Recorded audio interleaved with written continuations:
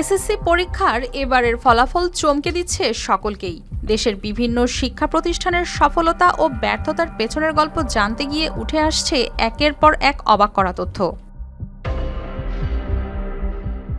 একটি দুটি নয়, একই উপজেলার 5টি মাদ্রাসার সব পরীক্ষার্থী ফেল। এমন ফল বিপর্যয়ের কারণ হিসেবে উঠে আসছে অনিয়মিত পড়াশোনা, ঝরে পড়া ও বাল্যবিয়ে সহ নানা বিষয়। তবে এক মাদ্রাসার অধ্যক্ষ দিয়েছেন রীতিমতো অবাক করার মতো ব্যাখ্যা। কি ছিল সে ব্যাখ্যায়? নওগাঁর মান্দা উপজেলায় 2026 সালের দাখিল পরীক্ষায় কুসুম্বা শাহী, রামনগর, চক দেবীরাম, চক ভোলাই, চক রঘুনাথ ও এলেঙ্গা দাখিল মাদ্রাসার মোট 56 পরীক্ষার্থীর ফেল করেছে সবাই। 5 প্রতিষ্ঠানের পাশের হার 0। এর মধ্যে চক দেবীরাম চক ভোলাই আলিম মাদ্রাসার ভারপ্রাপ্ত অধ্যক্ষের দাবি, পরীক্ষা কেন্দ্রে সিসিটিভি ক্যামেরার সামনে পড়ে শিক্ষার্থীরা ভয় ও আতঙ্কিত হয়ে পড়ে। পাশাপাশি বাল্য বিয়ে, শিক্ষার্থীর ঝরে পড়া ও করোনাকালীন দুর্বলতাকেও দায়ী করছেন তিনি। বিবাহিত যে সকল ছাত্রী পরীক্ষা অংশগ্রহণ করেছিল তাদের পড়াশোনা তেমন ভালো ছিল না। সেই সাথে ছাত্ররা করোনাকালীন সময়ে পড়াশোনাতে একটু দুর্বল ছিল। আর ওই ব্যাচটাই এবারে শেষ পরীক্ষা দিয়েছে, অংশগ্রহণ করেছে। আর হঠাৎ করে সিসিটিভি ক্যামেরার সম্মুখে পড়ে তারা ভীত বিহ্বল হয়ে পরীক্ষা ভালো করতে পারেনি। অন্যান্য শিক্ষকরা বলছেন, শিক্ষার্থীদের অনিয়মিত উপস্থিতিও ফল বিপর্যয়ের বড় কারণ।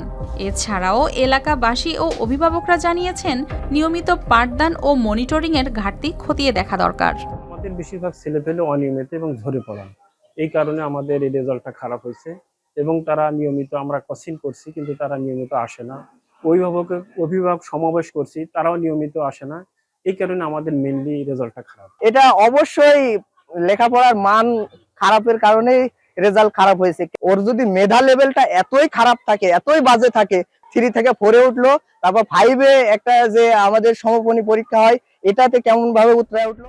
এদিকে জেলা শিক্ষা অফিসার জানিয়েছেন, মান্দায় শতভাগ অকৃতকার্য হওয়ার পেছনে রয়েছে দীর্ঘদিনের ধারাবাহিক প্রভাব। করোনার প্রভাব আছে, তারপরে গত সরকারের আমলে কারিকুলাম, গান বাজনা, তারপরে ভাত পাক করা, এটা সেটা মানে লেখাপড়া বাদ দিয়ে অন্য কাজ বেশি, ওই প্রভাবটাই এদের উপরে পড়ছে। প্রশাসন বলছে, প্রতিষ্ঠানগুলোর আগের ফলাফল পর্যালোচনা করে প্রয়োজন মতো কঠোর নজরদারি করা হবে।